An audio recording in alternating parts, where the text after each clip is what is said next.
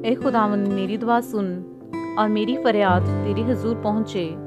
मेरी मुसीबत के दिन मुझसे रूपोश ना हो, अपना कान मेरी तरफ झुका।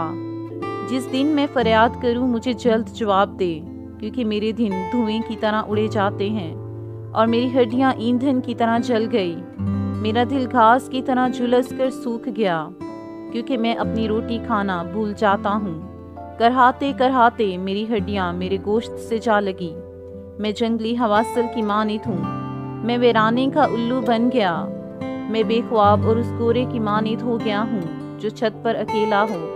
मेरे दुश्मन मुझे दिन भर मलामत करते हैं, मेरे मुखालिफ दीवाना होकर मुझ पर लाहनत करते हैं, क्योंकि मैंने रोटी की तरह राख खाई और आंसू मिलाकर पानी पिया।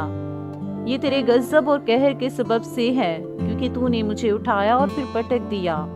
मेरे दिन ढलने वाले साया की मानित हैं और मैं घास की तरह मुरझा गया हूँ। लेकिन तू ए खुदावंद अब तक रहेगा और तेरी यादगार पुश्त दर पुश्त रहेगी। तू उठेगा और सयून पर रहम करेगा, क्योंकि उस पर तरस खाने का वक्त है। हाँ, उसका मोयन वक्त आ गया है, इसलिए कि तेरे बंदे उसके पत्थरों को चाहते और उसकी खाक पर तरस खाते हैं। और कौमों को खुदावंद के नाम का और ज़मीन के सब बादशाहों को तेरे जलाल का खौफ होगा, क्योंकि खुदावंद ने सयून को बनाया है, वो अपने जलाल में जाहिर हुआ है। उसने बेकसों की दुआ पर तवज्जो की और उनकी दुआ को हकीर ना जाना। ये आइंदा पुश्त के लिए लिखा जाएगा और एक कौम पैदा होगी जो खुदावंद की सिताइश करेगी, क्योंकि उसने अपने मकदस की बुलंदी पर से निगाह की। खुदावंद ने आसमान पर से ज़मीन पर नज़र की, ताकि असीर का करहाना सुने और मरने वालों को छुड़ा ले, ताकि लोग सयून में खुदावंद के नाम का इजहार और यरूशलेम में उसकी तारीफ करें। जब खुदावंद की इबादत के लिए कौमें और ममलकतें मिलकर जमा हों, उसने राह में मेरा जोर घटा दिया, उसने मेरी उम्र कुता कर दी।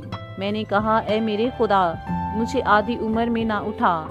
तेरे बरस पुश्त दर पुश्त हैं, तूने कदीम से ज़मीन की बुनियाद डाली।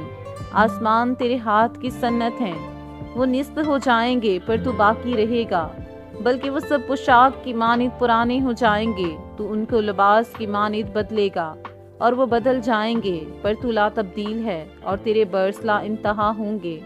तेरे बंदों के फर्जंद बरकरार रहेंगे और उनकी नस्ल तेरे हुजूर कायम रहेगी।